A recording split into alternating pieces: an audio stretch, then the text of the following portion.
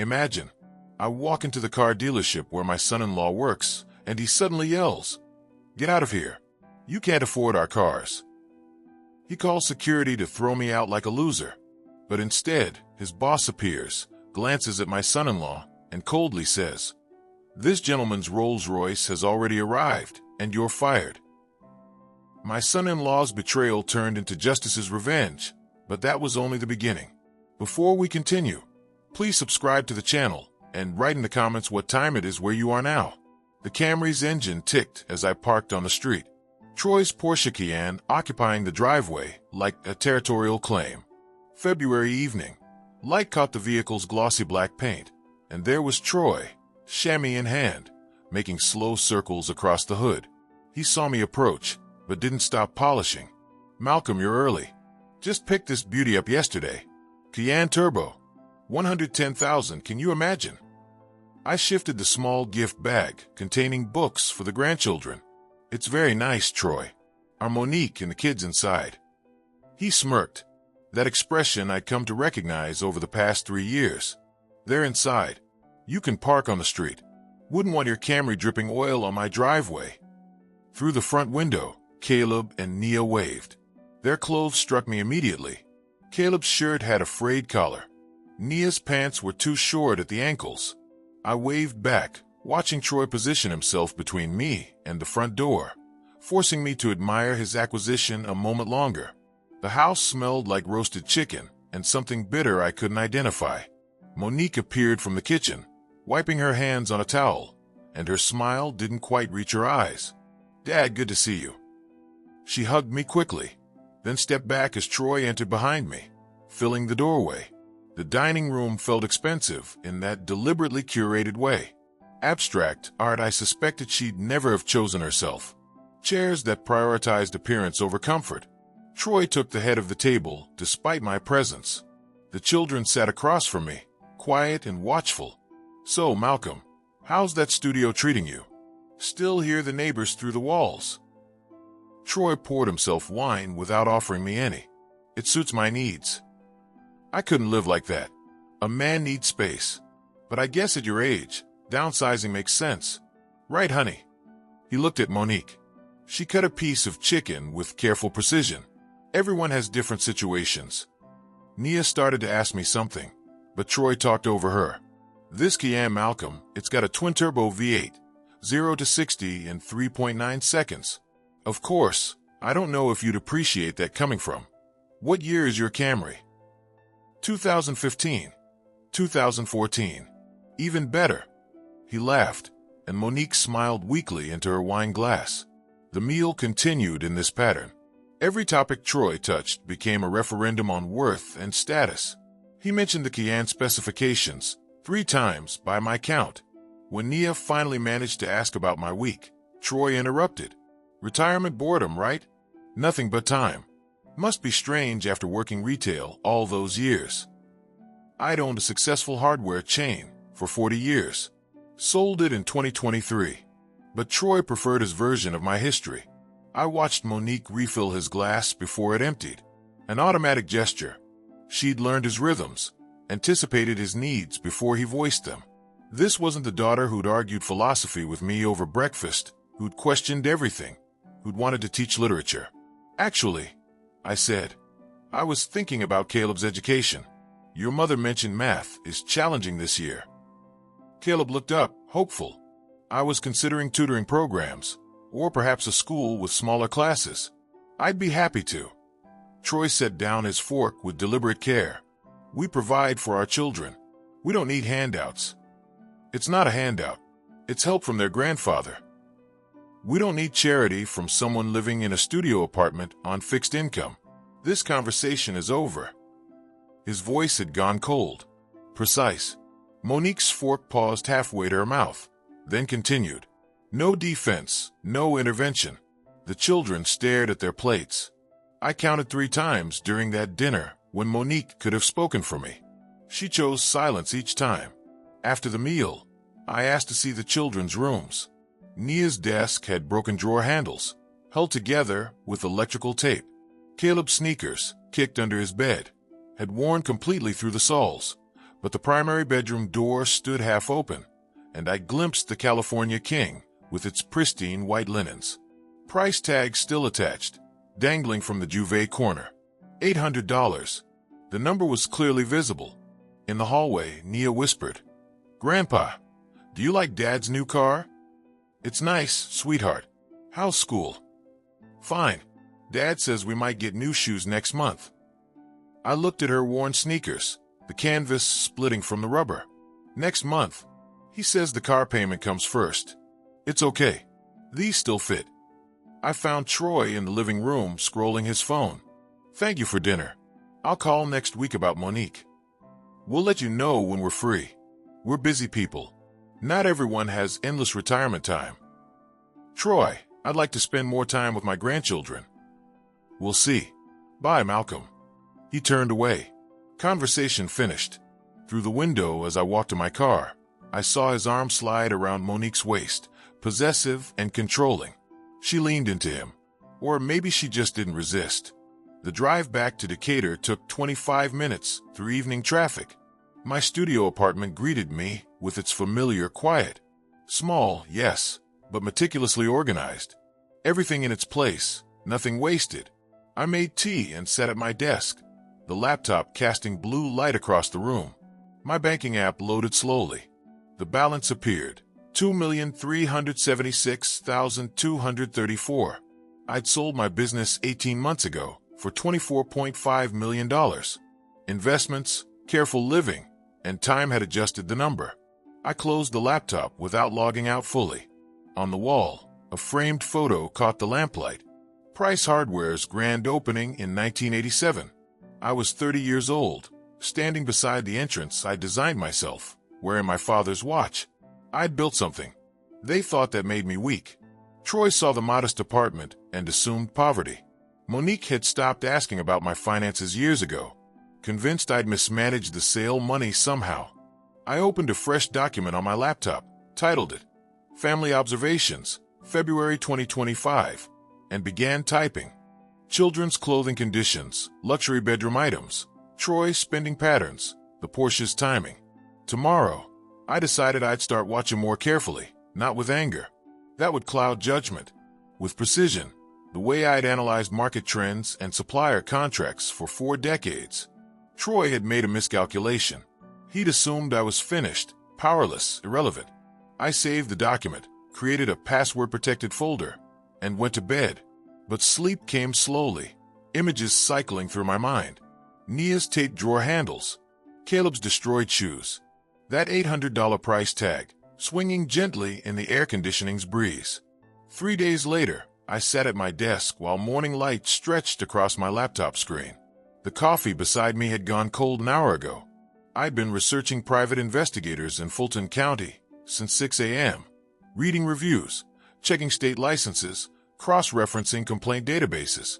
My business training served me well. Vet your contractors thoroughly before engagement.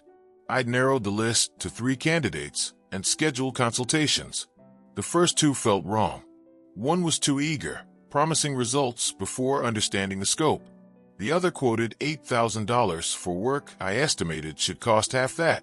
But the third candidate, Andre Mitchell, agreed to meet me that afternoon at a cafe in Inman Park.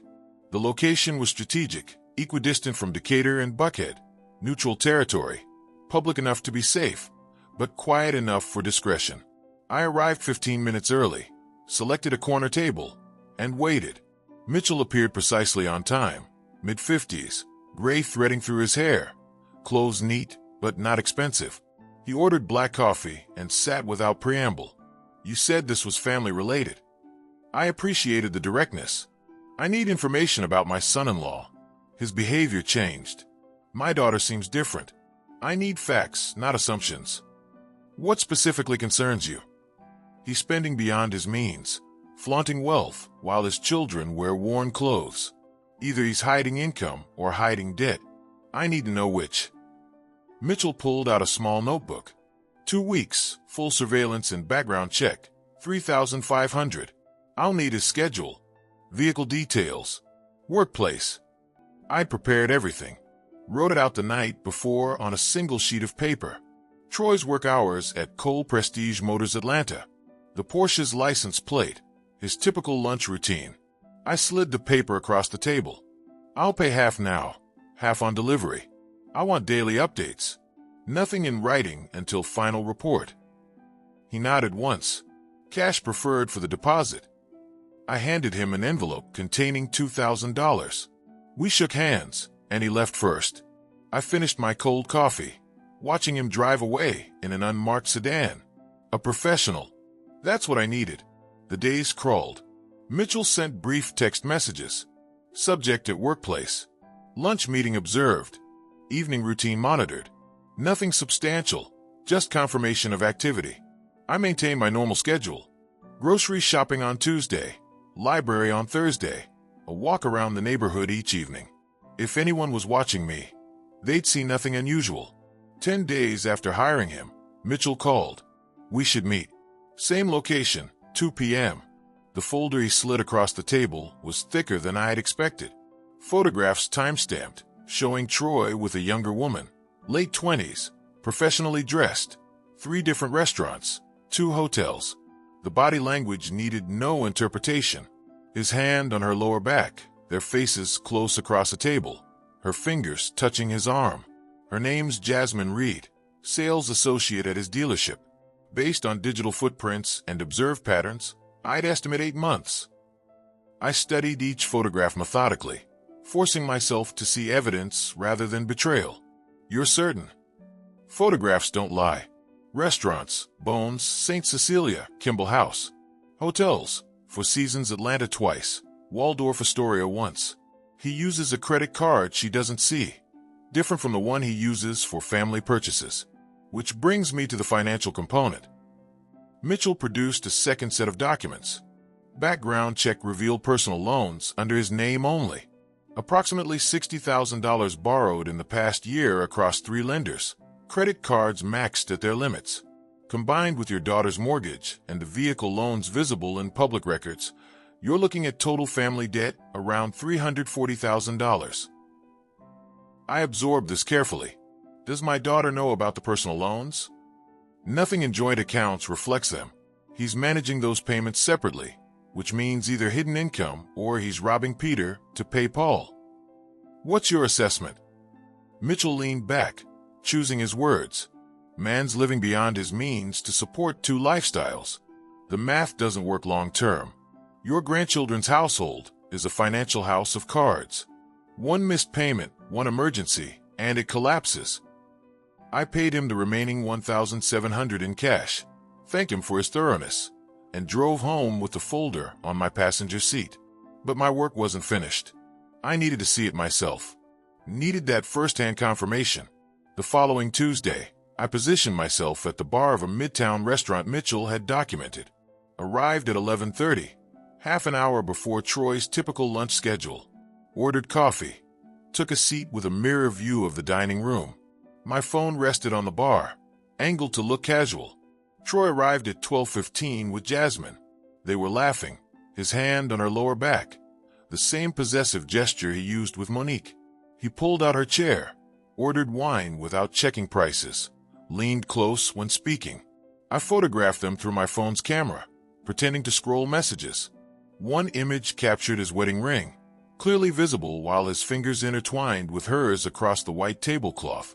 The wine he ordered cost $95. I saw the sommelier's presentation. Troy barely glanced at the label before approving. This was a man drowning his family in debt for ego and affair, and neither mistress nor wife understood the mathematical reality closing in around them. I left $20 for my $8 coffee and exited before they noticed. The photographs joined Mitchell's file in my encrypted laptop folder. That evening, I spread everything across my desk. Investigators' reports, my own photographs, financial data I compiled. I built a timeline on notebook paper tracking the progression. Affair began 8 months prior. Debt accelerated 6 months ago. Porsche purchased 1 month ago. The pattern was mathematical in its clarity. I researched Cole Prestige Motors Atlanta thoroughly. Their inventory, their sales team, their ownership structure.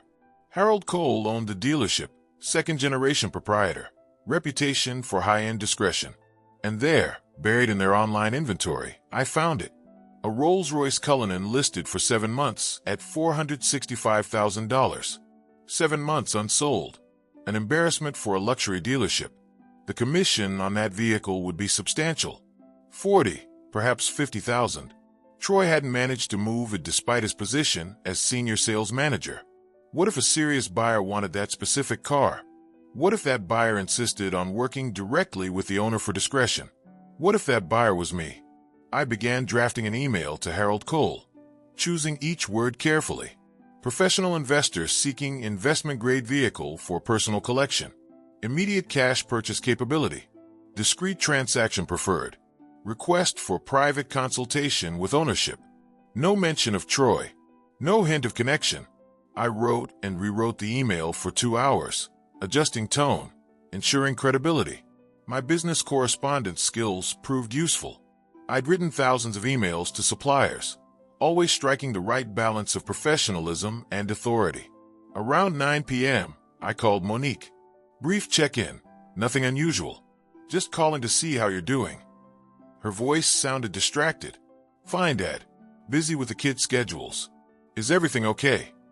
You seem stressed lately. The defensiveness came immediately. Everything's fine. Troy's working hard. We're fine. If you ever need anything, I have to go. Talk soon. She hung up before I could respond. I sat in the darkness, only my laptop's glow illuminating the desk. The email to Harold Cole was complete, but unsent. I'd wait until morning. Make it look like an early business inquiry from someone starting their day with purpose.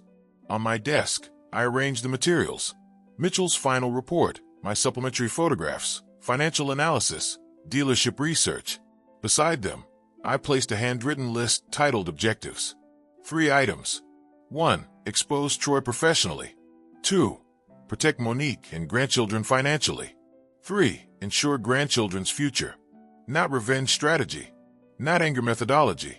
I saved everything to the encrypted folder labeled Family Security 2025. Then created a physical backup in the locked drawer where I kept my father's watch and my business sale documents. Tomorrow morning, I'd send the email about the Rolls-Royce. Timing mattered in business. Always had. My finger hovered over the trackpad, then moved to save draft instead. I'd spent 40 years learning patience. Another 12 hours wouldn't matter, but the foundation was laid. The research complete, the approach mapped. Troy thought he knew who I was, retired, diminished, irrelevant. He was about to learn the difference between downsizing and strategic positioning. The cursor hovered over the contact form on Cole Prestige Motors website, Wednesday morning, 9:17. I composed the message 3 times already, refining each word until the tone hit exactly right. Professional enough to be credible, vague enough to intrigue. I typed the name into the form, Robert Hutchinson. The email address I'd created yesterday specifically for this purpose loaded automatically. Subject line, Inquiry, Investment-grade vehicle for private collection. The message referenced interest in unique luxury vehicles with appreciation potential, mentioned Rolls-Royce inventory, specifically emphasized discretion, no mention of Troy, no hint of family connection. Pure business inquiry from what appeared to be a serious buyer with serious money. I read it 3 times, checking for identifying details, anything that might connect Robert Hutchinson to Malcolm Price. Satisfied, I moved the cursor to send. The email whooshed away into digital space. First move made. I closed the laptop and made fresh coffee, forcing myself through normal morning routine, reading news, checking investments, organizing paperwork. But my eyes kept drifting to the laptop, waiting. The response came at 2:43 that afternoon. Harold Cole himself had replied, not a sales associate. The message carried professional enthusiasm. Yes, they had the Cullinan Series 2, $465,000, exceptional condition, available for immediate purchase. Cole included his direct office line and suggested a private showing away from typical showroom traffic for serious collectors who preferred discrete transactions. I read between the lines easily enough. Cole recognized serious money and wanted to handle this personally, cutting out the sales floor commission structure entirely, which meant bypassing Troy completely. Perfect. I waited 2 hours before responding. Couldn't seem too eager, too desperate. My reply was brief. Preferred meeting with ownership directly, available this week. Cash transaction possible for the right vehicle. Asked about his schedule. His response arrived within 30 minutes. Tomorrow afternoon, private office meeting. Bring identification for paperwork preparation. I spent the evening preparing.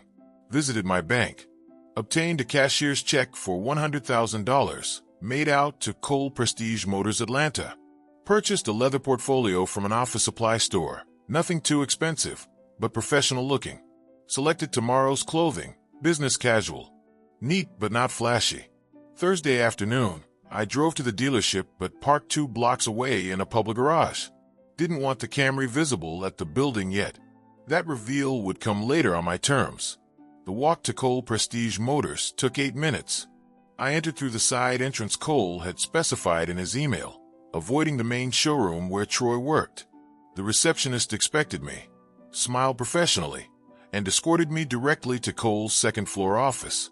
The space overlooked the showroom through one-way glass. Cole rose to greet me. Firm handshake, offering coffee, gesturing to leather chairs positioned across from his mahogany desk. Automotive photography and sales awards decorated the walls. Through the glass below, I could see the showroom floor. See Troy talking to a customer near the BMW section, gesturing animatedly, confident in his element. See the Rolls-Royce Cullinan positioned prominently under spotlights, its black exterior gleaming. Cole began the standard luxury sales pitch, but I interrupted politely. Mr. Cole, I've done my research. That vehicle's been in your inventory 7 months. I'm prepared to make this simple for both of us. His eyebrows rose slightly. You've done your homework. Yes, it's been a showcase piece. Remarkable vehicle waiting for the right buyer. That's one way to describe it. I reached inside my jacket, removed the envelope from the inner pocket, not fumbling from a wallet, but deliberately prepared, slid it across his desk. I'm prepared to deposit $100,000 today, remaining $365,000 on delivery, but I have conditions. Cole opened the envelope, examined the cashier's check. His expression shifted. This wasn't theoretical anymore. This was real money on his desk. I'm listening. First, this transaction stays between us until delivery day. No sales floor involvement until I collect the vehicle. He hesitated. That's unusual. May I ask why? I value privacy. Too many luxury purchases become public immediately. Dealers pressuring for referrals, family asking questions, associates making assumptions. I make decisions quietly, execute publicly when I'm ready. Cole studied me for a moment, then nodded slowly. And the second condition? I want to collect the vehicle personally during normal business hours, unannounced to your staff. I want the authentic showroom experience at pickup. His expression suggested confusion, but he was looking at 7 months of inventory overhead, sitting on a showroom floor, and a substantial owner's commission. That can be arranged. We spent the next 40 minutes on paperwork, initialing forms, reviewing delivery timeline, 4 weeks for final detailing and preparation. Early April collection date. As the meeting concluded, conversation turned casual. Cole mentioned pride in his operation, his team's professionalism. I kept my voice carefully offhand. You have an excellent operation here. My daughter's husband works for you, actually, Troy. Cole's expression shifted subtly. Less recognition than careful neutrality. Troy. Yes, he's one of our managers. Your family by marriage. We don't discuss business much. I prefer keeping family and finances separate. I'm sure you understand. I see. I stood, gathering my portfolio. It will be interesting to see his reaction when I collect a Rolls-Royce. I haven't mentioned my interest in luxury vehicles to family. Should be quite a surprise. Cole's face suggested he was beginning to understand this wasn't a simple transaction, but the contract was signed, deposit made, money secured. He extended his hand. We'll call you 48 hours before delivery. I left through the same side entrance, walked back to the parking garage at a measured pace. Only when I was seated alone in the Camry did I allow the tension to release from my shoulders. I sat there for 3 minutes, processing what I'd set in motion before starting the engine. Back at the apartment, I opened my laptop's calendar app, marked the delivery date 4 weeks forward, early April, and created countdown reminders at weekly intervals. Below the date, I typed a single phrase, Troy's Reckoning, then immediately deleted it. No written evidence of motive, even in private files. I reviewed my accounts. $100,000 deposited, $365,000 reserved in a separate account for final payment. Still left $23.2 million in investments untouched. The cost of justice manageable. I looked at the framed photo of my hardware store's grand opening. The patient building of something valuable. Brick by brick, decision by decision. This was the same process, just different construction. For weeks until Troy discovered his father-in-law wasn't a powerless retiree living on scraps. For weeks until the truth became visible. I closed the laptop, feeling something I hadn't felt in 2 years since selling my business. Anticipation of watching careful plans reach completion. The phone rang at 10:07 Thursday morning. Harold Cole's voice, professional and measured. Mr. Price, your vehicle is ready. When would you like to collect? I glanced at the clock on my desk. I'll be there within the hour. Excellent. Everything is prepared. After hanging up, I moved through my preparation with deliberate care, removed my decent watch, replaced it with a cheap digital one from the back of my drawer, selected the oldest jeans I owned, a plain gray jacket with worn elbows, scuffed work boots I'd kept from my hardware store days, studied myself in the mirror. Perfect image of a modest retiree. Exactly what Troy expected to see. Exactly what would make the contrast devastating. I grabbed the Camry's keys and left. During the 30-minute drive to the dealership, I hit a red light at an intersection. My reflection appeared in the side mirror. 67 years old, wearing clothes that looked like thrift store finds, driving a 10-year-old sedan. But in my eyes, I saw something that hadn't been there in years. Purpose. The light changed. I continued forward. Cole Prestige Motors appeared ahead, its glass walls revealing the showroom's interior, gleaming vehicles under designer lighting, sales staff in sharp suits, the controlled luxury of serious money. I pulled the Camry into the visitor parking area, no longer hiding, parking prominently near the entrance. Through the glass, I spotted Troy near the Mercedes section, mid-conversation with a middle-aged couple, gesturing at a vehicle's features with practiced enthusiasm. I entered through the main entrance. The door chimed softly. The receptionist looked up with a professional smile, started to greet me. I walked past her toward the center of the showroom, eyes fixed on the Rolls-Royce Cullinan, positioned under spotlights like a museum piece. Movement caught Troy's peripheral vision. He glanced over mid-sentence, did a visible double take, and his expression shifted rapidly. Confusion, then irritation, then something like embarrassment that someone from his poor family was there, potentially damaging his professional image. I circled the Rolls-Royce slowly, examining it the way a potential buyer would. Ran my hand along the hood's mirror finish, peered through the windows at the cream leather interior, checked the door handles. Troy excused himself from his customers and approached with forced casualness, jaw visibly tight. "Malcolm, what are you doing here?" I turned, expression neutral, looking at this vehicle. "It's impressive." His face darkened a shade. "This isn't a place for browsing. These are serious vehicles for serious buyers." Other staff members were beginning to notice our interaction. Conversations quieted. Attention shifted. I continued examining the Rolls-Royce, opened the driver's door, unlocked for showroom display. I was wondering about a test drive. Troy's controls snapped like overstressed wire, voice rising. "Test drive? You can't afford the insurance payment on this car, let alone the purchase price." The showroom went silent. All eyes on us now. Troy's customers exchanged uncomfortable glances. The receptionist froze mid-phone call. I didn't move, hand still on the door handle, expression deliberately calm. "You need to leave now. You're embarrassing yourself." I remained exactly where I stood, examining the steering wheel's leather wrap with apparent interest. Troy's voice filled the showroom. "You can't even afford insurance to test drive this vehicle. You think someone living in a studio apartment can handle $465,000? Other salespeople watched, uncertain whether to intervene. A well-dressed customer near the Bentley section shifted uncomfortably. Troy spun toward the security desk. "Jason, we need assistance here." The security guard, a man in his 40s, stood from his desk with obvious uncertainty, looking between Troy and me. His hand went to his radio, but he moved slowly. Something felt wrong about the situation. "Remove this gentleman," Troy barked.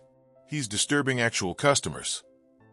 Jason started walking toward us, but his pace was cautious, hesitant. Troy was practically shouting now. "Get him out. He's wasting everyone's time. You can't be here if you're not a serious buyer." The entire showroom had frozen. Upstairs, Harold Cole's office door opened. Cole descended the stairs deliberately, each footstep echoing in the silent space. Every eye shifted to him. His expression was cold, professional, an assessment of the situation. He reached the showroom floor, stopped, surveyed the scene. Troy, red-faced and agitated. Me, calm beside the Rolls-Royce with my hand still on its door. Jason caught halfway between us.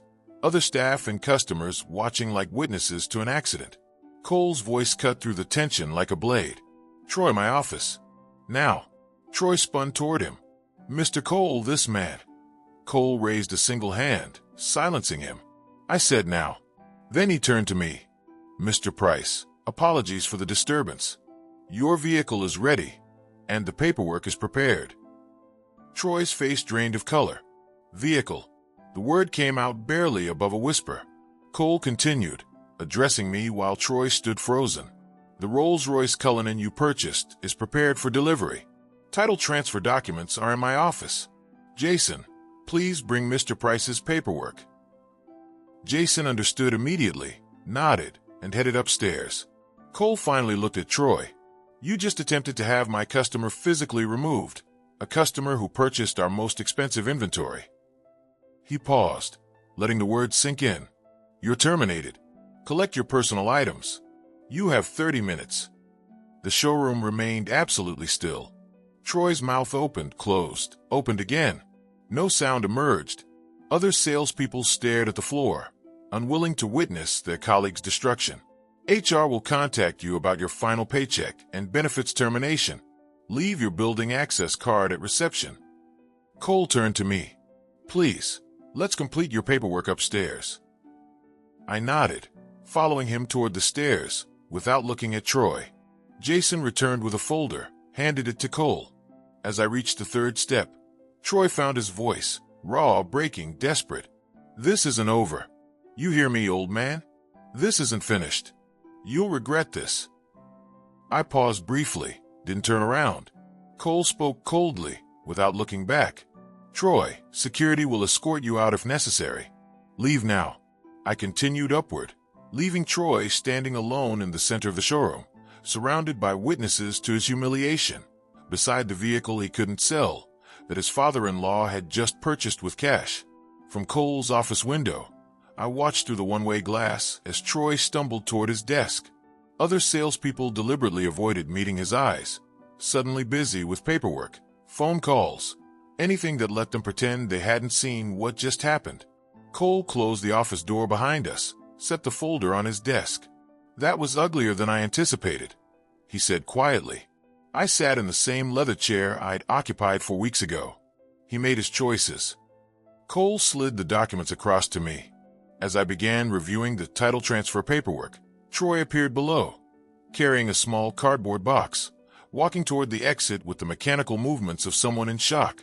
He didn't look up at the office, didn't look at anyone, just walked. The door chimed as he left.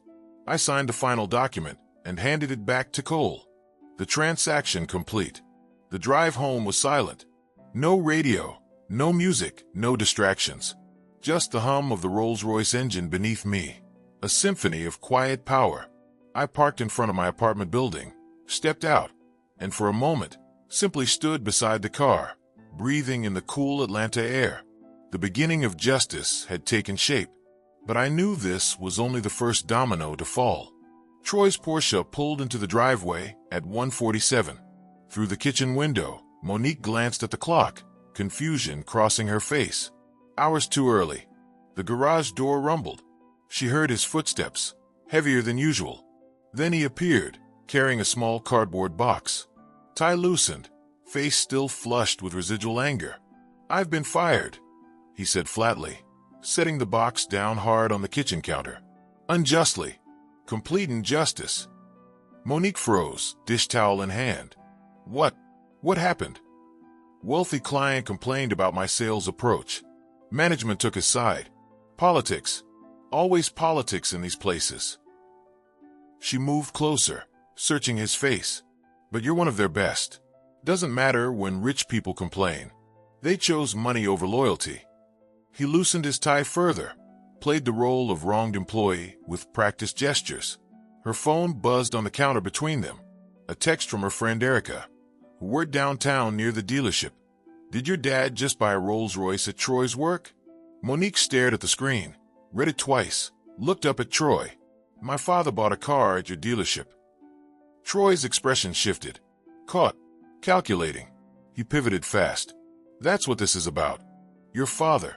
He showed up this morning, humiliated me publicly, somehow purchased an expensive vehicle, got me fired." "My father? How does he have money for?" "Exactly."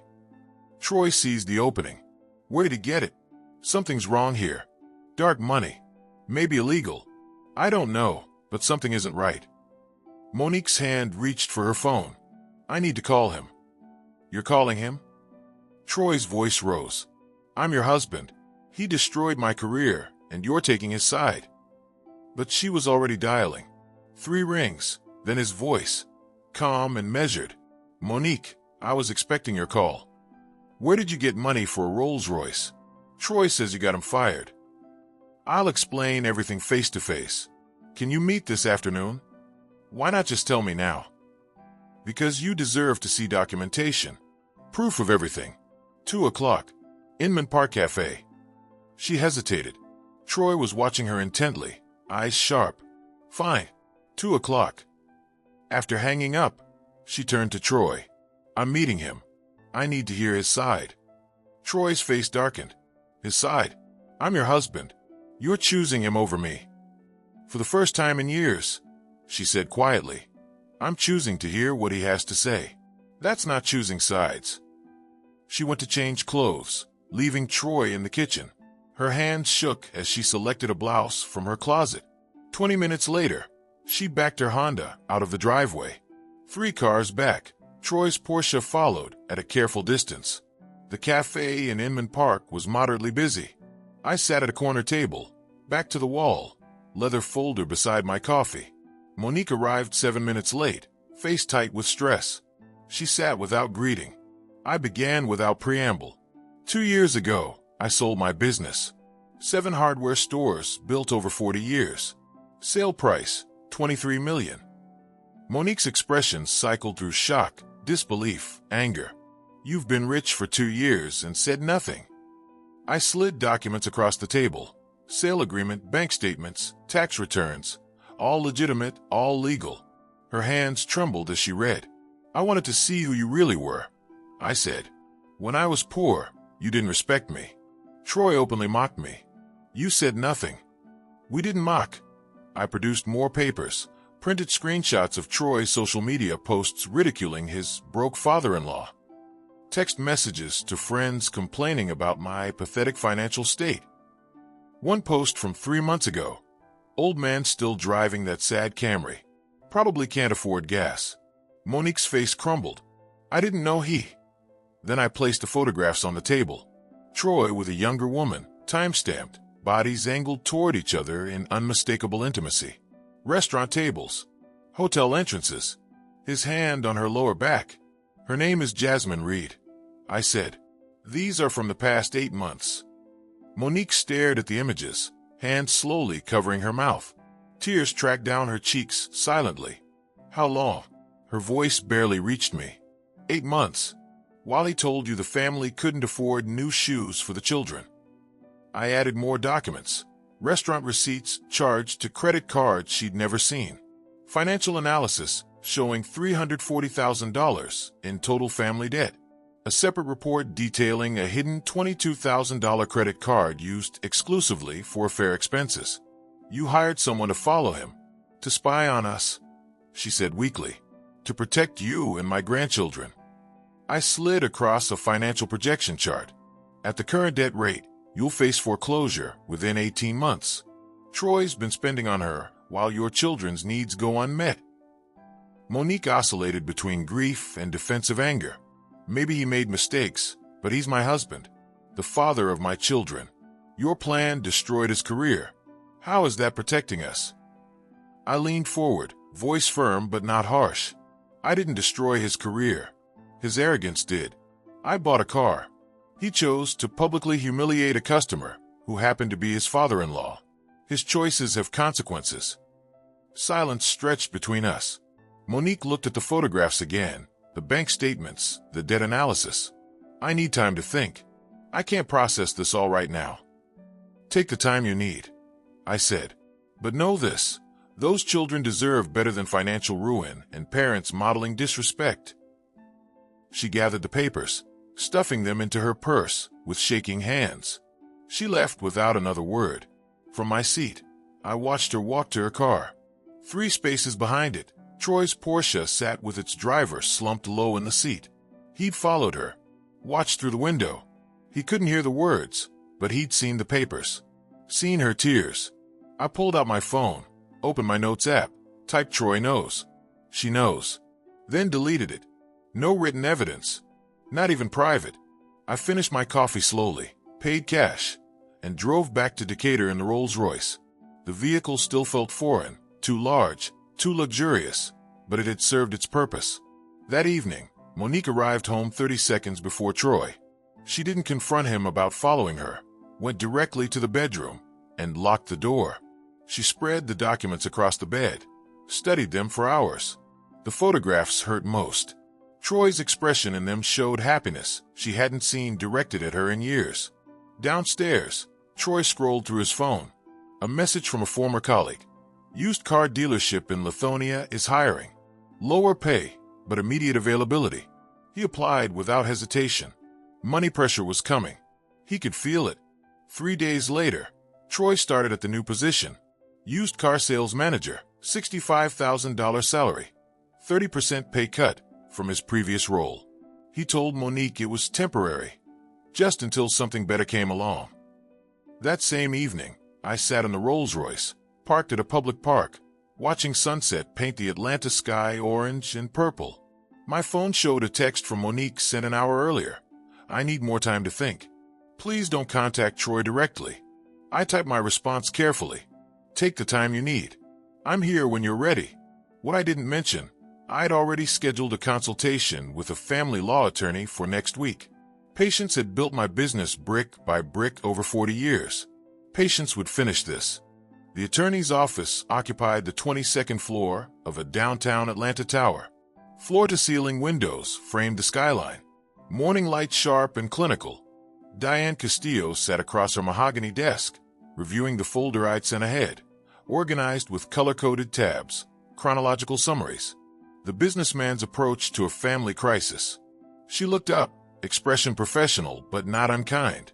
Mr. Price, this documentation is comprehensive. You've organized everything.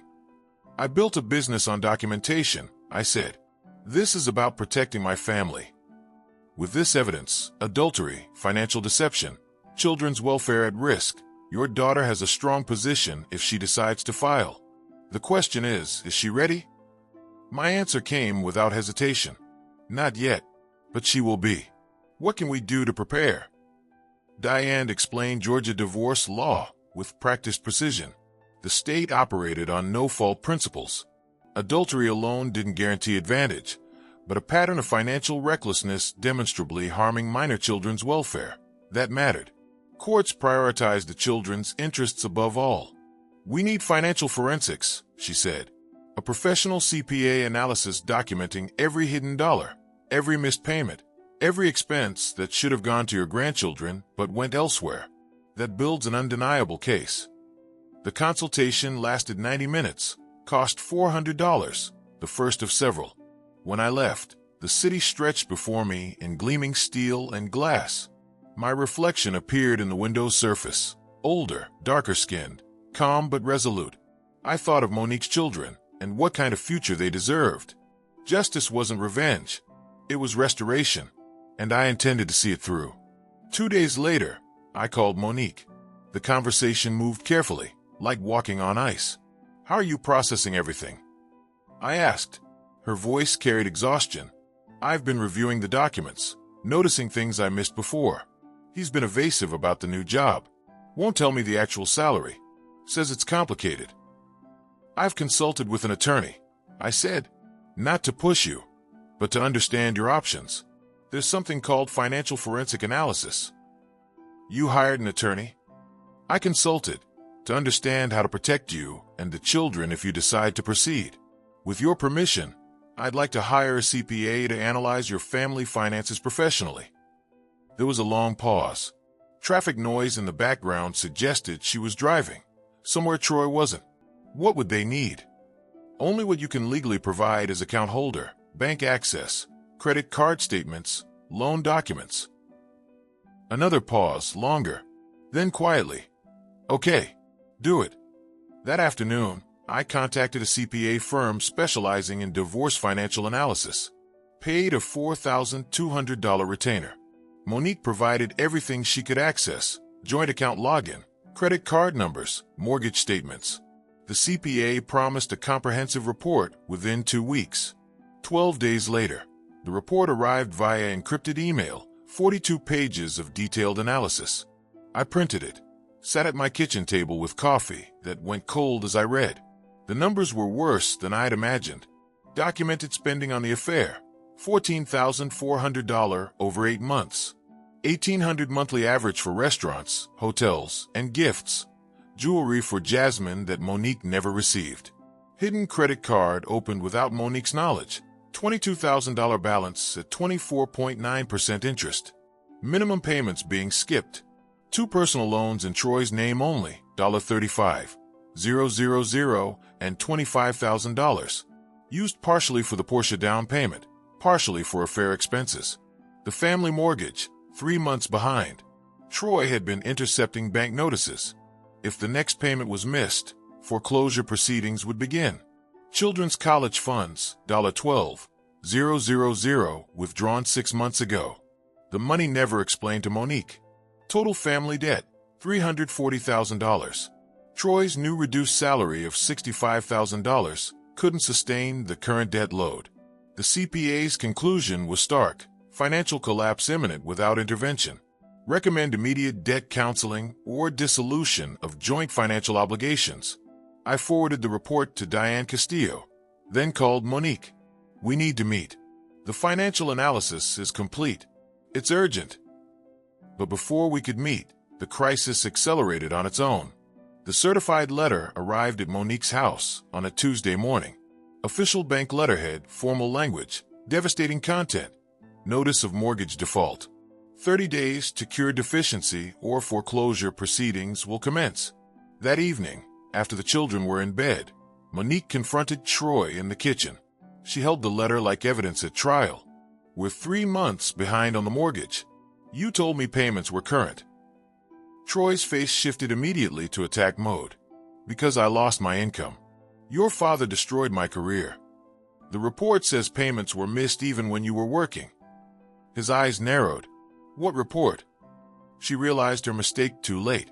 "The financial. You let your father investigate our finances." His voice climbed, filling the space. "You gave him access to our accounts? This is his plan, Monique. He wants to control you. Wants us to divorce so he can swoop in and save you." He paced the kitchen, gestures growing larger, louder. "He's manipulating you, making me look like a failure. Or maybe," she said softly, "he's showing me the truth I refuse to see." Her voice was quiet but sure. That unnerved him more than shouting would have. "I'm your husband, the father of your children. You're choosing him over me." "I'm choosing truth," she said simply. "I'm meeting with him tomorrow about the financial analysis." Troy moved closer, physically dominating the space between them, his tone low, threatening. "You can't just—" "I can," she said, stepping sideways, out of reach. "And I am." She went to the bedroom, locked the door, then did something she'd never done before. She searched the room systematically, found credit card statements stuffed between folded shirts in his dresser, loan documents hidden in a shoebox behind winter clothes, and under his side of the mattress, an envelope with receipts for jewelry she'd never received. She photographed everything with her phone. The next morning, she met me at the same Inman Park Cafe. This time she arrived with her own folder, her own evidence. She placed it on the table beside the CPA report I'd brought. "I found loan documents last night," she said. "$60,000 he borrowed without telling me, and he withdrew money from the kids' college funds." I listened without interrupting. "The bank letter says we could lose the house, my children's home." She looked directly at me. "What do I do?" I chose my words carefully, informing rather than commanding. "The attorney says, with this evidence, you can file for divorce with a strong position on custody. The house could be protected through legal proceedings. Children's interests come first under Georgia law." Her hands gripped her coffee cup. "If I file, everything changes. His parents, our friends, everyone will know. They'll know the truth." "Truth isn't shame," I said. "Hiding it is." Silence stretched between us. A full minute of quiet. Then Monique opened her phone, pulled up the number Diane had given her days earlier. Her finger hovered over the call button. 7 seconds of hesitation. Then she pressed it. "Diane Castillo's office," came the voice on speaker. Monique's voice was firm. "I need to schedule a consultation with Ms. Castillo regarding divorce proceedings." 3 days later, we sat in Diane's conference room. Floor-to-ceiling windows overlooked the Atlanta skyline, morning sunlight glinting off distant towers. Monique sat between Diane and me, hands folded on the polished table, wearing professional clothes borrowed from a friend. Diane slid a document across to her. "Troy's hired Richard Brenner," she said. "Brenner is known for intimidation tactics. This won't be simple." Monique's hands trembled as she picked up the letter. 6 pages of aggressive demands. I read over her shoulder. Spousal support, citing Monique's unemployment. 50% of marital assets, including the house. Shared custody, with the possibility of primary custody claimed for Troy. The final paragraph made my jaw tighten. Request for investigation into the suspicious financial involvement of Mr. Malcolm Price and potential manipulation of client. Threat to subpoena Mr. Price's financial records. Suggestion of improper influence over Ms. Price's decision-making. How bad will it get? Monique asked softly. "He's demanding spousal support, half the assets, custody, and threatening to investigate your father's finances," Diane said. "My finances are documented, legally sound," I said. Diane nodded. "I know, but Brenner will use discovery as a weapon to make this expensive and exhausting. We need to be prepared for a long fight." A week later, we sat in Fulton County Family Court for the preliminary hearing. The courtroom was modern, fluorescent lit, impersonal. Monique at the plaintiff's table with Diane. Across the aisle, Troy in a borrowed suit beside Brenner. It was the first time Monique had seen him since filing. He looked thinner, harder, desperate. Brenner stood, addressing Judge Rodriguez, a woman in her 50s with sharp eyes and no patience for theatrics. "Your Honor," respondent was clearly manipulated by a wealthy father who orchestrated an elaborate scheme to destroy a stable marriage. Mr. Price's sudden appearance with a luxury vehicle, hiring investigators, funding this divorce, all evidence of improper influence. We request full financial disclosure from Mr. Malcolm Price. Rodriguez looked skeptical. "Mr. Brenner, Mr. Price's finances aren't relevant unless you can demonstrate he's a party to marital assets. Can you? His influence over petitioner's decision-making." "That's not what I asked." The judge cut in. "Move on." Diane stood, calm and prepared. "Your Honor, evidence shows respondent engaged in adultery, financial deception, and depleted marital assets for a personal affair. These are facts, not manipulation." She began presenting the case methodically. PI photographs projected on the courtroom screen. Troy with Jasmine, timestamps, locations, unmistakable body language. Bank statements showing $14,400 in affair spending highlighted in yellow. The secret credit card with $22,000 balance. Loan documents signed without Monique's knowledge. withdrawal records from the children's college fund, mortgage default notices he'd hidden. Each piece numbered, cataloged, cross-referenced. Brenner objected repeatedly. Illegally obtained. Violation of privacy. Diane countered each one smoothly. The investigator operated legally in public spaces. Mrs. Price authorized the financial analysis as joint account holder. All discovery properly disclosed. Judge Rodriguez reviewed the documents carefully, asking pointed questions. Then Diane introduced Monique's sworn affidavit. When the judge requested, Monique read a portion aloud. Her voice shook but didn't break. He told me my father was worthless. Made me feel ashamed of my own family. At our dinner table, in front of our children, he would mock my father's apartment, his car, his life. I said nothing because I learned that agreeing was safer than defending. The courtroom went silent. Troy stared at the table. Brenner leaned toward him, whispering urgently, but Troy's jaw was locked, his eyes fixed on the floor. That day, the balance of power shifted, and for the first time in years, Monique stood taller as we left the courthouse. The next morning, Monique called me just after sunrise. Her voice trembled, not with fear this time, but with exhaustion edged by determination. "He's furious," she said. "Troy showed up last night demanding to see the kids, pounding on the door. I called the police. They told him to leave." I sat in silence for a long moment, letting the weight of her words settle. "Did he hurt you?" "No, just yelling, accusing me of ruining his life. He said you'd brainwashed me." The kids were terrified. I could picture it easily. The children hiding behind her, the pounding at the door, Troy's voice echoing through the house like thunder. I'd heard that tone before. It was the sound of a man realizing control was slipping through his fingers. "You did the right thing calling the police," I said. "Document everything. Every incident, every message. It matters." "I already started a log," she said. "Diane told me to." Good. She was learning the process, thinking strategically, not reactively. That meant she was finally beginning to understand the difference between surviving and fighting. The next week passed in a blur of legal movement.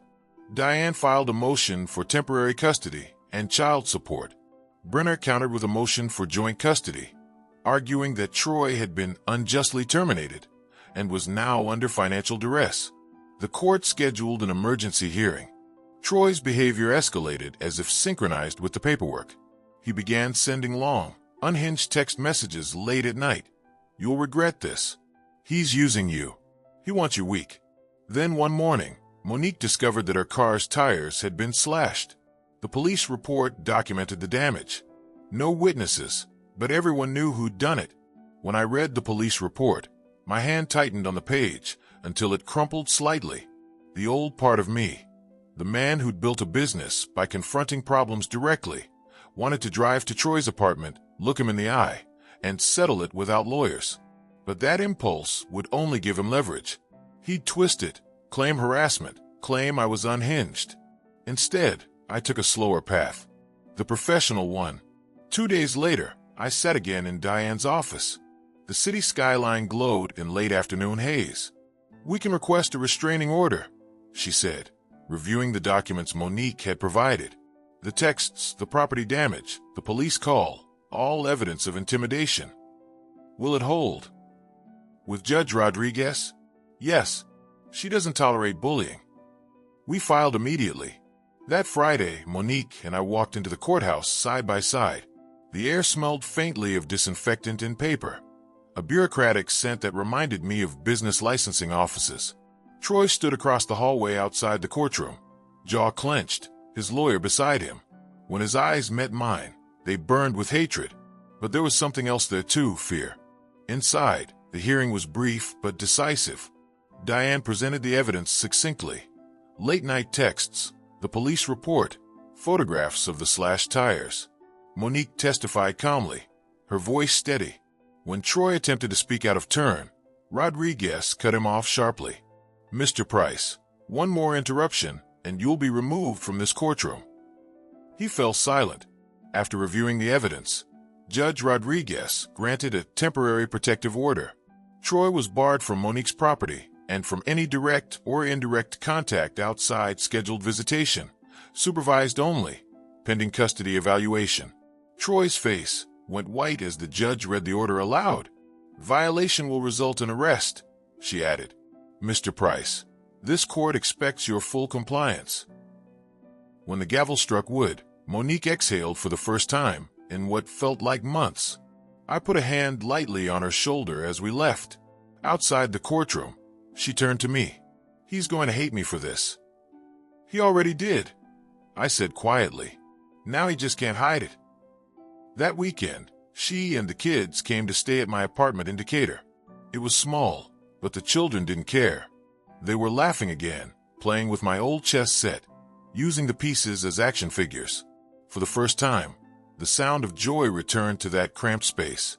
Sunday night, after the kids were asleep, Monique sat at the small kitchen table across from me. I don't know if I can keep doing this, she admitted. Every time I get an email from Diane, I feel like I can't breathe. I nodded slowly. It's like being underwater.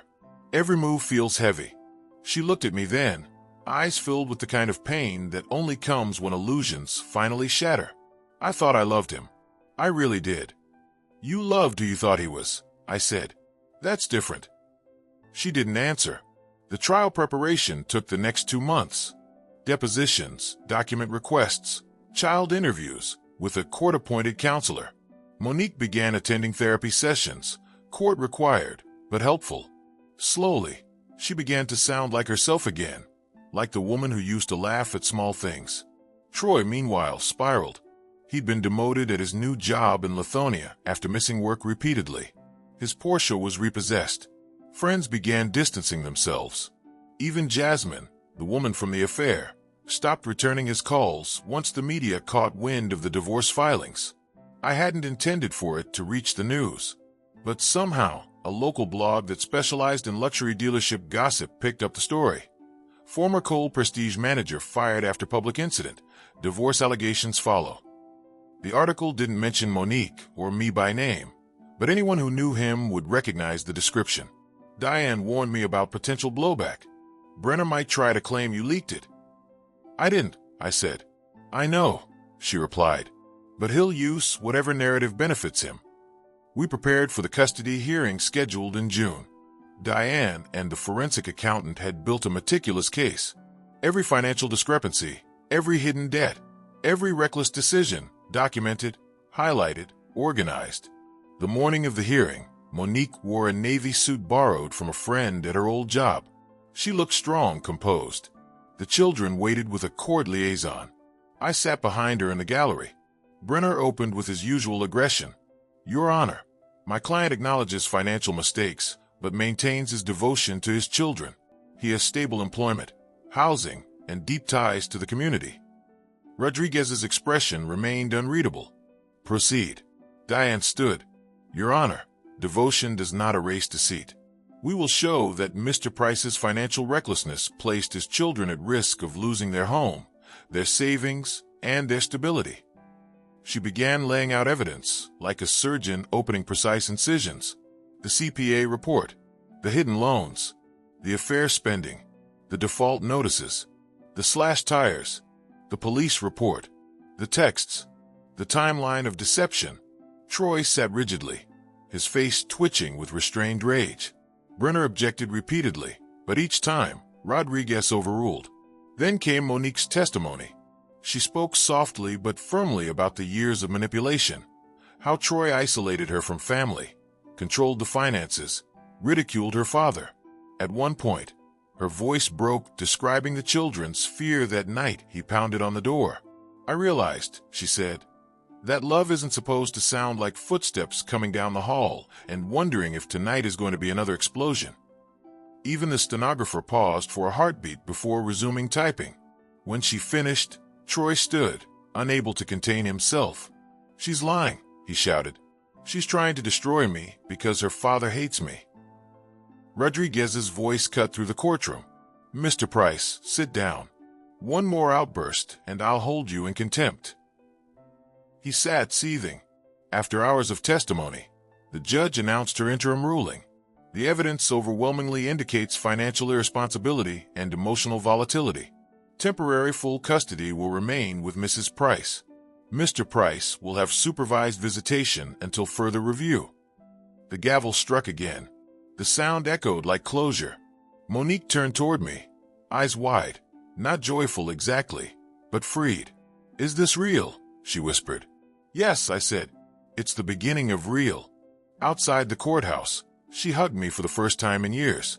"I don't know how to thank you." "You already did," I said, "by surviving." The sun was bright as we stepped onto the courthouse steps, the air heavy with summer. But for the first time, she wasn't the woman being led out of shadow. She was walking beside me, equal in stride. Justice wasn't loud that day. It didn't need to be. It just existed, quiet, undeniable, and entirely hers. The following week, Brenner played his last card. Troy filed a motion for primary custody, claiming Monique's emotional instability and my improper influence created an unsafe environment for the children. It was desperation disguised as legal strategy. Diane had anticipated it. She filed an immediate response with supplementary evidence, the latest PI report I'd quietly commissioned after the preliminary hearing. It documented Troy meeting with Jasmine 3 separate times after the separation, including one night he claimed to be with the children. The photographs were clear, her arriving at his apartment with takeout, staying overnight, leaving early morning. Judge Rodriguez reviewed the new evidence during the next hearing, face unreadable, eyes sharp. Then she called both attorneys to the bench, spoke quietly for several minutes, and returned to the record. Her decision came like the snap of a branch. Primary custody remains with petitioner Monique Price.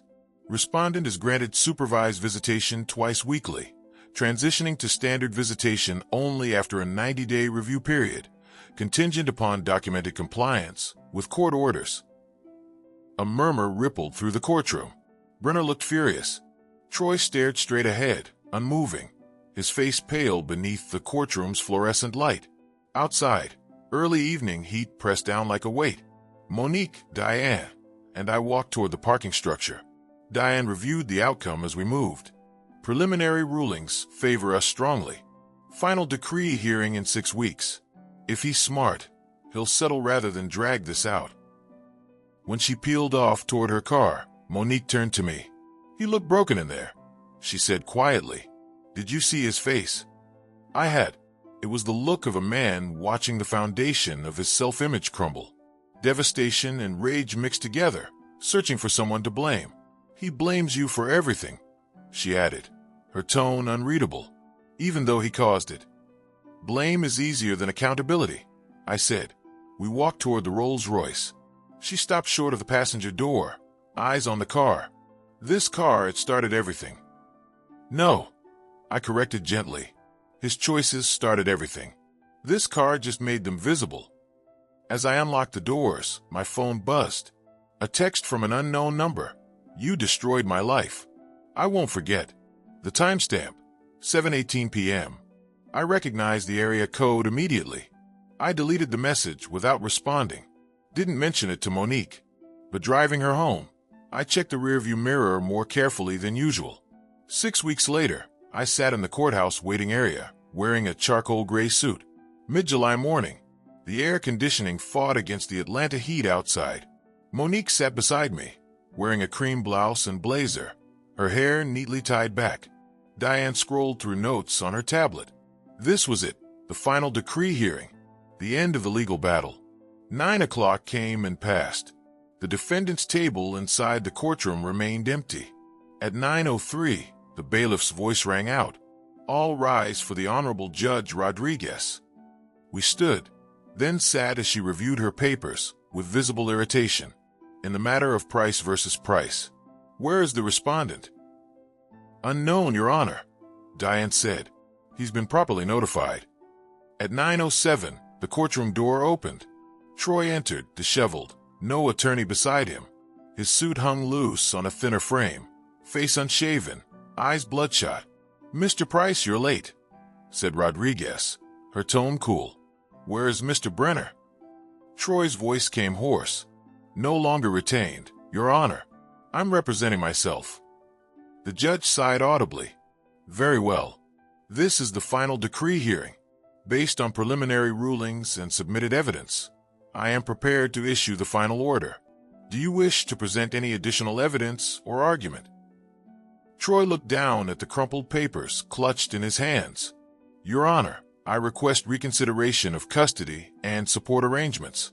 My financial situation is temporary. I'm a stable parent.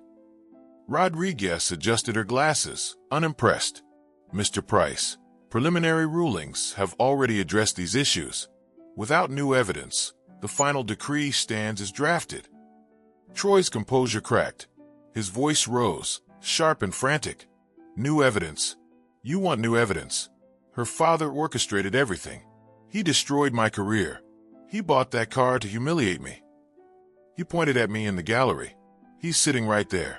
He manipulated her into this divorce. Mr. Price, said Rodriguez, tone like steel. Mr. Price is not a party to these proceedings. Your accusations are irrelevant. Irrelevant, he shouted.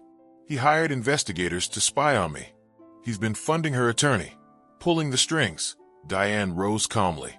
Your Honor, respondent is deflecting from his documented adultery and financial misconduct. These outbursts further demonstrate instability, justifying supervised visitation. Troy spun toward her. Supervised? I'm their father. They need me. Mr. Price, Rodriguez warned. Compose yourself, or I'll hold you in contempt. Your behavior in this courtroom supports concerns about stability. He breathed hard, visibly trying to control himself. Then his voice broke. I lost everything because of him. His finger jabbed the air toward me again. I sat motionless, face neutral. Didn't speak. Didn't even blink. Final warning, said Rodriguez. Sit down, Mr. Price. Slowly, he obeyed, shoulders slumped. Rodriguez began reading the decree. Marriage dissolved effective immediately. Primary residential custody to Monique Price. Supervised visitation for Mr. Price twice weekly for 90 days. Then transitioning to standard schedule upon compliance. Child support $1,200 monthly beginning August 1st. College fund repayment $200 monthly until the $12,000 withdrawal is restored. Marital home awarded to petitioner with full equity. Mr. Price's separate debts, including credit cards, personal loans, and affair expenses, are his sole responsibility. Of total marital debt, respondent assumes $240,000. No spousal support in either direction. Do you understand these terms? Yes, Troy muttered. Do you understand child support begins next month, and failure to pay may result in wage garnishment or contempt proceedings? His voice was hollow. Yes, Your Honor. Rodriguez signed the decree and handed it to the clerk. Copies will be provided to both parties. This matter is concluded. The gavel struck once. Final. Outside, the morning sun was merciless. Monique, Diane, and I descended the courthouse steps toward the parking area. Behind us, Troy emerged from the building. Diane noticed first, placing a hand lightly on Monique's arm. Keep walking. Don't engage. But Troy called out, Monique. She stopped reflexively, turned. He approached, hands trembling, eyes glassy. Diane shifted subtly to stand between them. Please, Troy said, voice desperate. The kids are my life. Don't keep them from me. Monique's voice was calm but tired. The court decided visitation. Follow the rules, Troy. Rules? His tone twisted. You're letting your father write the rules for our children. I finally spoke, voice low but clear. The judge wrote them, based on your behavior. Take responsibility. Troy's desperation curdled into rage. Responsibility? You destroyed everything I built. You built nothing, I said quietly. You borrowed against everything, lied to everyone, and betrayed your family. I just stopped pretending not to notice. Troy stepped forward, fists clenching, but Diane's voice cut in sharply. Mr. Price, walk away now. For a moment, I thought he might hit me. His hands shook, his breath ragged. But then his shoulders sagged, and he turned. Walked toward the bus stop at the corner. No car. No suit jacket. No pride left. He didn't look back. 3 days later, I arrived at Monique's house carrying printed real estate listings. I'd spent the weekend researching houses in safer neighborhoods, better schools, 3 and 4 bedrooms, fresh starts. We sat at her kitchen table. "There's a house in Pinecrest," I said, spreading out the pages. "Excellent schools, for bedrooms so the kids can each have their own space. I can handle the down payment. You maintain the mortgage with the support payments." Monique picked up a listing, studied it slowly. "Or this one in Inman Park," I added. "Close to the children's school. HOA covers maintenance." I waited for enthusiasm. Got silence instead. "Dad," she said softly. Her tone made me pause. "I appreciate this. I do. But I can't." "Can't? Why not?" "I just got divorced. I'm still figuring out who I am without him. And you're already planning my next move." "I'm trying to help." "I know," she said gently. "But it feels like control. Different from Troy's, but still control." The words landed hard. I hadn't realized how tightly I'd still been steering the wheel. "I'm not trying to control," I began. "I know your intentions," she interrupted. "But I need time to make my own decisions, stand on my own feet, prove to myself I can." When she spoke, I heard the voice of the daughter I'd raised, not the one beaten down by years of manipulation. That night, I sat in the Rolls-Royce outside her house, hands resting on the steering wheel, engine off. Replay after replay of that conversation cycled through my head. I had fought to free her, but in the process, I'd almost built a new cage. Revenge was complete. Justice was done. But rebuilding, that would take a different kind of patience. The following day, I decided to let go of control and trust her strength.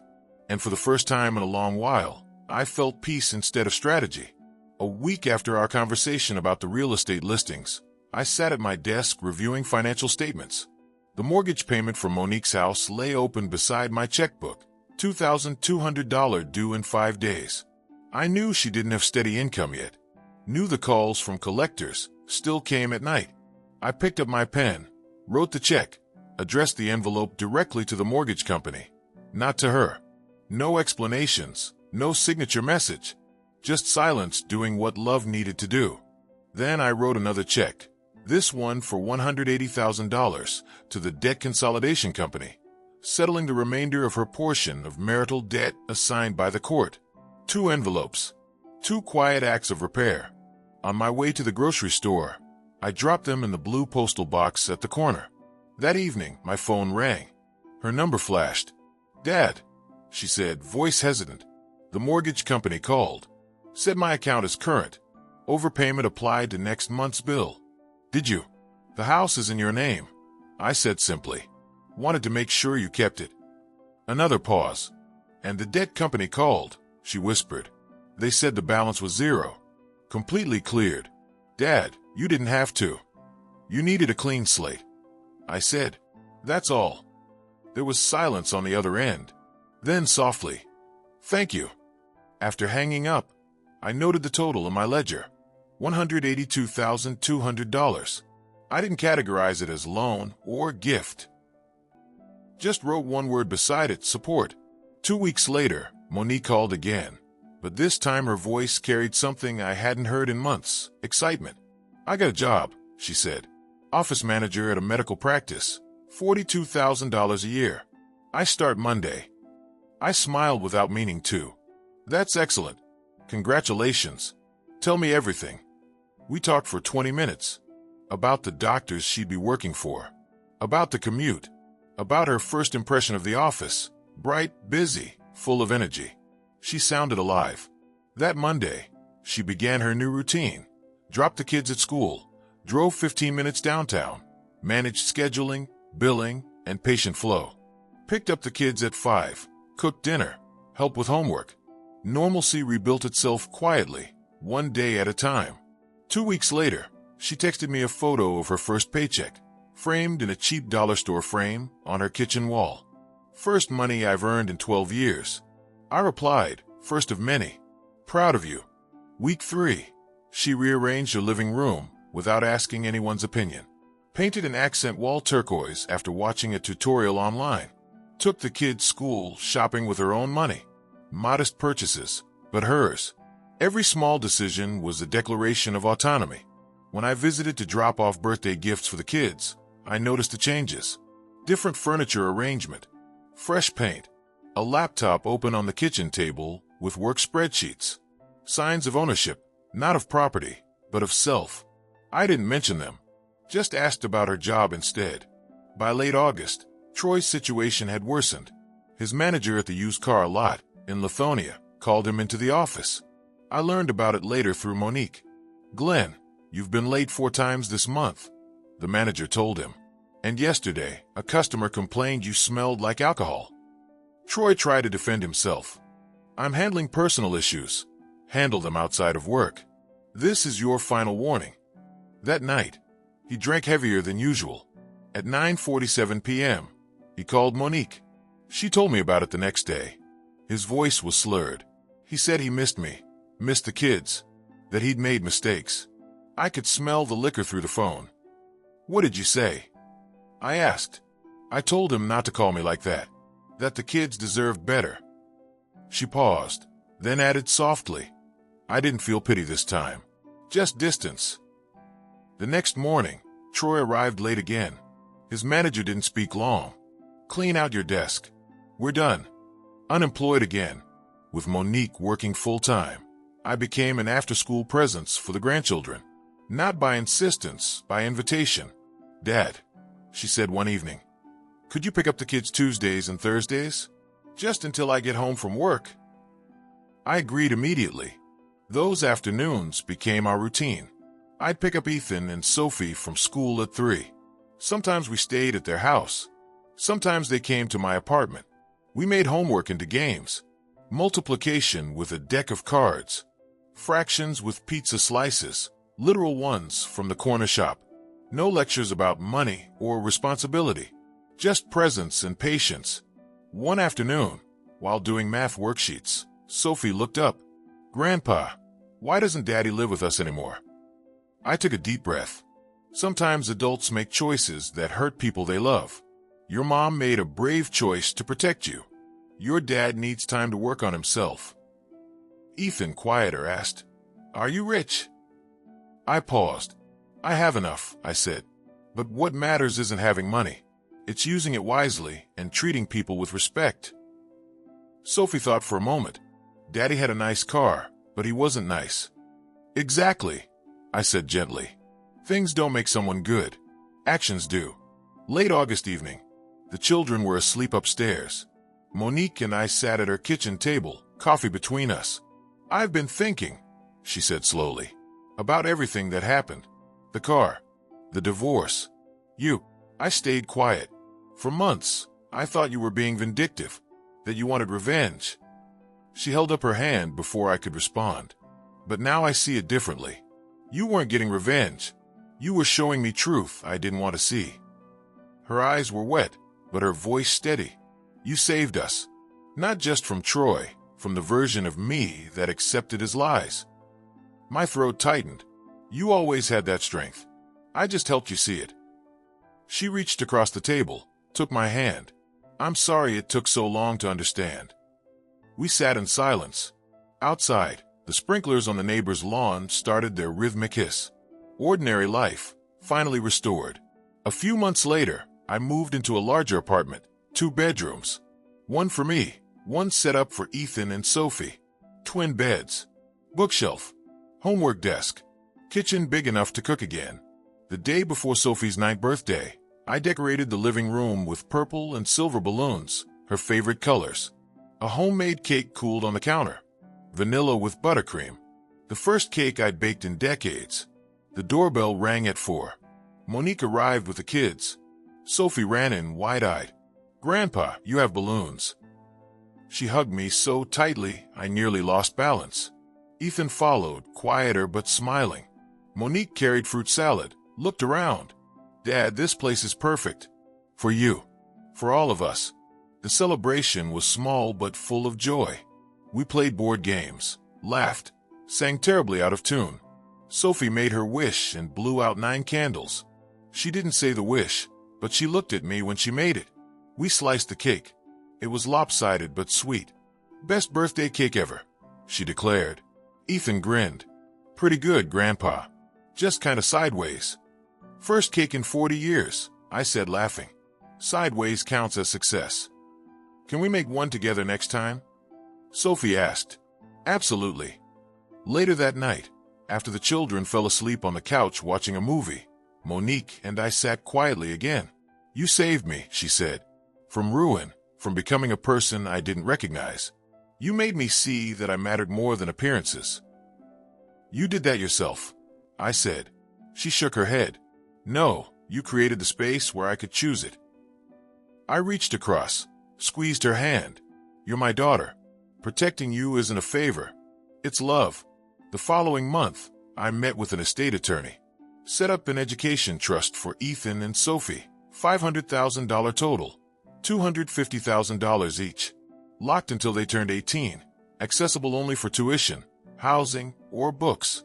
Monique is trustee until they reach 25. I also updated my will, dividing the rest between her and the children, with explicit provisions blocking Troy from accessing a single dollar. The attorney filed the documents. When I told Monique, she stared at the paperwork, speechless. $500,000 for their education? "They'll have choices," I said. "Freedom. The kind I had to build from nothing." She smiled through tears. "I don't know how to thank you." "Make sure they understand that knowledge is worth more than money," I said. "That's thanks enough." A few weeks later, we sat at a little ice cream shop in Inman Park, me, Ethan, and Sophie. Warm September afternoon. Sophie asked, "Grandpa, why do you have such a fancy car if you don't care about showing off?" I chuckled. "Good question. Having nice things isn't bad. It's why you have them that matters. And how you treat people when you do." Ethan nodded thoughtfully. "Daddy had a nice car, but he wasn't nice to you or Mom." I looked at them both. We all make choices. What matters is learning from them. Sophie swung her legs under the table. "When I grow up, I want to be nice and have nice things." I smiled. "If you're kind and work hard, you will." We finished our ice cream and drove back to Monique's house. She stood on the porch, waving as the kids ran toward her. For the first time in a long while, the picture felt whole again. Not perfect, but real. At a red light on the way home, I caught my reflection in the rearview mirror. Older, wiser, steady. Justice had been done. Family restored. The future secured. And for the first time in years, I felt peace. Not the silence of loneliness, but the calm of purpose fulfilled. If you like this story, please subscribe to the channel and share your thoughts in the comments. To hear the next story, click on the box on the left. Thank you for listening.